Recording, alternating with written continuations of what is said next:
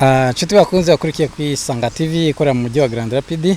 Kuri uyu munsi dufite umutumirwa turashaka kugira ngo atwibwire tuze kumenya ngo ninde, ariko hagati aho ngaho turi iruhande rwa hoteli aho kwisanga TV ikorera. So kuri uyu munsi rero dufite umutumirwa, turashaka kugira ngo twibwire tumenye se wowe urinde kugira ngo abantu babashe kugusobanukirwa neza. Okay, ndabaramukije. Hello.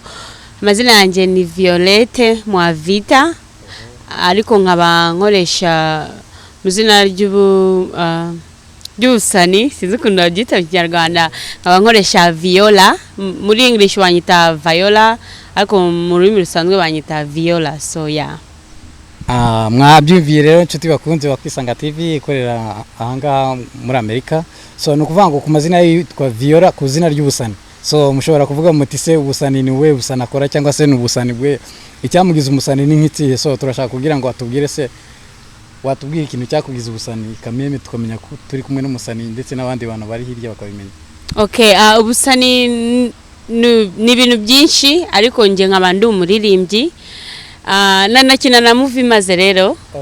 Ya ariko ni group dukinana ntago ari abantu bazwi cyane. So nabo ni nka upcoming, ariko mfite movies 3 twakinye, ariko career ndi gupushinga ubu ngubu no kuba umuririmbyi. Mfite indirimbo yanjye single ya mbere yarasohotse 2 weeks ago, audio na video on my YouTube channel. Ni akabiri single nayo irasohoka today. So abashaka kuza kuzireba, my YouTube channel name ni Official Violla, na niyo mazina nkoresha kuri Instagram Official Violla. So koresha Instagram wagenda ugafollowinga, ugasubscribe on my YouTube channel kugira uzarebe indirimbo yanjye ndarizing uyu munsi. You gonna love it, ni nziza cyane. So cyangize umuririmbyi kugira abashe kumenyekana ku bijyanye no guhimba. Yeah, so ubundi bisanzwe nje nkunda cyane kuririmba, nkunda umuziki cyane kabisa. Nabe bacu barabizi, naba nteka mesamba ndirimba kuva kera ndi mutoya. So nakuze twarerewe mu religion ya Catholic, abanyagatulika. Ya ababye banje twarasengaga cyane. So narimbaga mu korale, narabaga na choir master mu church yacu. So ni ibintu nakuranye, you know. Ariko urabizi aba Catholic nago baririmba nyibidongo cyane, nago bakoresha niza ndirimbo za, you know. Yeah, ariko rero practice yo kuririmba narayikuranye kabisa. Narakunda kuririmba, ariko byo kumusani ntago narabitekerejeho. Kandi narabitinyaga nyine kuri lifestyle yabo, ni ibintu byinshi cyane, like nago byoroshye. Yeah, so rero nagiye nyine ndirimba, nabanje gutangira ntangira gukora cover songs. Kuri umuntu aririmba indirimbo gutya nkareba nka Knowless, Butera Knowless, nkajya afata indirimbo ye nkayisubiramo, urabibona. So yanatangiye gutyo gukora cover songs z'abahanzi, ngafata indirimbo y'umuntu bakankora beat nkayiririmba nkayisubiramo. Ngeze mu bara bitari kuza ndavuga, ariko ubundi wakwikorera indirimbo nkakora izanjye original, you know. Ndavuga ubundi nanjye reka nje ndirimba izanjye, ngiye gutangira kujya nandikizanye nkaziririmba nyine. Tangira kuba inshuti n'abahanzi bahirya no hino, tukajya tuvugana nyine, bagatajya kumpa advice, bakambwira ukuntu nabigenza. Numva mba interested. Tatangira nshaka indirimbo yanjye ya mbere, umu producer wayinkora yaba muri TZ Tanzania. Arayinkora nyine ndabimba murabiciyemo, dukora video irarangira, mbona nyine ni byiza basi. Mfata nyine umwanzuro wo kuvuga ubu nyine ngiye kwipushinga officially ka career yanjye yo kuririmba. So ya mbere yarasohotse, ya kabiri asohoka uyu munsi, n'izindi nyinshi zirahari twarecordinze, gusa dutegereje gushutinga za video. Hari za video twashutinze gusa cyari muri bashari kuziteka nyine kuzitegura. Zose ziza gusa kugira mutazamisinga, tumugere mu subscribing kugira ninjanzire kura nyine mukabona notification, mukajya mukazireba, mugakomentinga, mukalike, byose nyine. Nshuti rero bavandimwe mukurikiye kwisanga TV, wowe nshuti yacu yakadasohoka. Mwabyumviye rero uyu munsi turi kumwe n'umusani, turi kumwe n'umuhanzi. Uyu muhanzi akaba ari umwana w'umukobwa ukiri muto cyane, ariko ufite inganzo kabisa ikomeye cyane kandi nziza cyane. So mwabyumviye rero nkuko abashije kutuganiza tubwira ati se Violla ninde? Violla ni wa muhanzi, Violla ni umusani, ni umuntu uzwi cyane kandi wahimbye indirimbo kameme zifatika kandi zifite ireme. byibuze turaza gutanga uburyo abantu bashobora kumenya babona indirimbo yawe mu buryo bwihuse cyangwa se kugira ngo ibe yabafasha. Ariko hagati aho hari akandi question nshaka kukubaza. Ese Violette wowe waba warageze hano muri Amerika ryari? Nageze hano muri Amerika 2016 mu kwezi kwa 12. So 2016 December niho nageze ahangaha. Uburiya mu kwa 12 w'umwaka naba nujije imyaka inanga. Naje ngisanzwe nk'umurefugee, umuryango wanjye wose urahangaha. Ariko bamanje kuza nge mbasanga ahangaha nyine ya soya nuko naje. Mwabyumviye rero Violette nawe yaje nk'impunzi, yaje nk'abarefugee, no kuvuga tuyi muri uyu mujyi, ariko ni umusani. Ni wa muntu ukora akantu kabisa abantu bakishima, ni wa muntu ushobora kujya kuri YouTube channel yiwe cyangwa se ukareba indirimbo zukabona ko ari umuhanzi kameme utari wo gupaca paca. None se Violette ku bintu bijyananye no guhanga, ibintu bijyananye n'ubuhanga bwo guhimba indirimbo, mwaba wenda muri famille yanyu hari umuntu wabikurikije, byaba bimeze gute tubwire? Kuvugisha ukuri mu famille yacu twese nta muhanzi n'umurimo. Ibintu by'ubustare y'ibiki kuba famous mu famille yacu nta numwe ubibamo kiretse ariko musaza wanjye wo nkurikira kabiri kera yararirimbaga, ariko nawe ari nko ku miming urabizi miming kuko wajya kuri show bagaprenga indirimbo imanzi nyiruka miming uyiririmba yabikoraga cyane tukiba mu nkambi, yaramayiminga cyane indirimbo. Bari bafite group babagamo y'ababyinnyi yitwa Snoop Dogs, so barabyinaga cyane. So we narabimubonaga gusa kubera yageze hano ngira ngo ntiyabi following up, yarabiretse.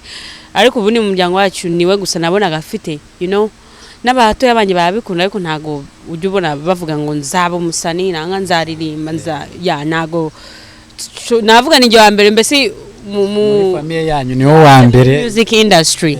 Ariko mfite hari bofrere wanje, umugabo wa sister wanje, nawe ni umuhanzi araririmba byatari, amaze muri music industry nk'imyaka 8. So nawe arayimba, ariko urabona ni ka side family, ntago ari umuryango. Ni bofrere, so my brother-in-law, so ni wa side a little bit. So umuryango wanje kameme like munda ninje gusa. Antuka mwabyumviye rero ati kubijyananye n'impano Violette ahubwo niwe usa nkaho ari kwikeretinga mu muryango wawo, kandi ni kuvuga nubwo ari kwikeretinga n'umuhanga kabisa. Ngenda kubwiza ukuri nimara ko kurangira umaze kureba indirimbo ye uraza kubisobanukirwa umenye kuntu ari umuhanga cyangwa se ubuhanga bwe buri hehe, ubuhanga bwe nubuhe. Turacyakomeza kuganira Violette. Ukigera ahangaha muri Amerika wahabonye gute, wahiyakiriye gute, kugeza kuri uyu munota ubuzima bwabo bumeze gute nk'umuntu w'umuhanzi kameme ushobora kuba wanakora n'indirimbo ukurikije life utuyemo hano muri Amerika, ukurikije ukuntu ubona hano USA birashoboka? So Amerika yona gute?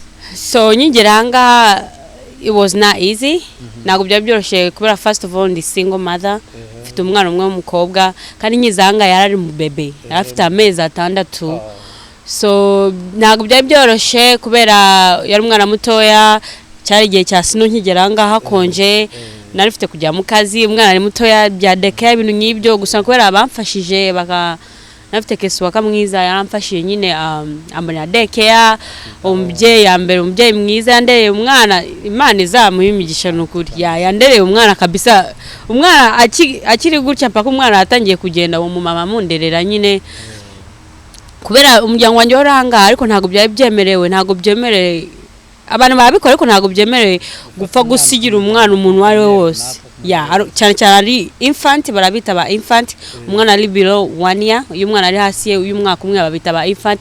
Ntago infant yemerewe gusigirwa n'umuntu wari we wese. So badeke ababemerewe kubera barabyigiye, bafite license ibemerera, so bari experienced, so ni profession job. So rero ntago nabashaka kumusiga iwacu kwa mama ko papa, no, namujyanaga deke, kandi ntago deke yabyoroshe, ntago bamukurerera nk'abo mu rugo urabizi, ariko ubundi uba nta option ufite.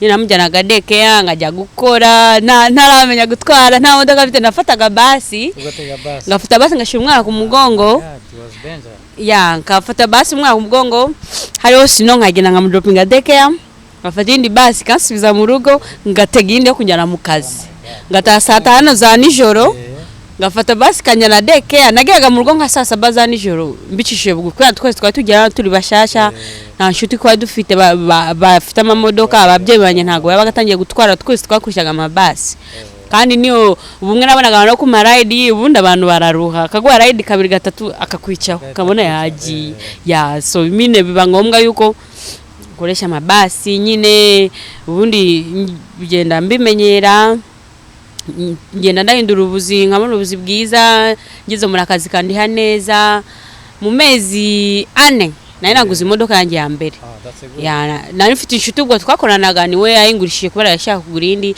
arangurisha ku mafaranga make nyine yabikoze nk'uri kumfasha nyine nawe yabonaga situation nabagamo nyine arangurisha ku mafaranga make ya mbere nyine ntangiye gukora akazi nyine gutyo ubuzima nyimara kumenya imodoka byahise byihuta like biba easy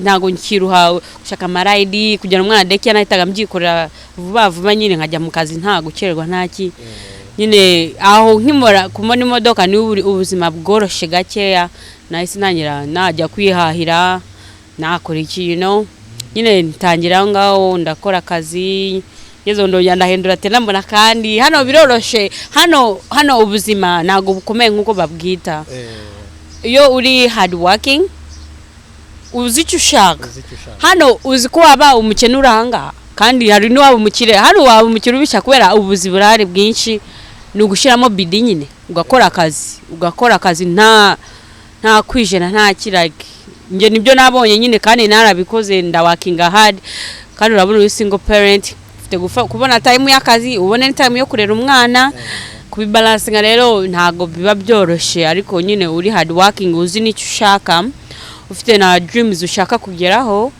uritanga nyine ukabikora ugakora akazi nyine n'umwana ukamanuza so ubuzima ubungubu for now like currently ubuzima ni bwiza meze neza naramenyere mfite inshuti mfite akazi kandi haneza I can say ntago navuga ndi umukire ariko ndishoboye arampagije so akazi nkeza ukabona nageze no ku stage yo gutangira music kubera music industry iragora urabona benshi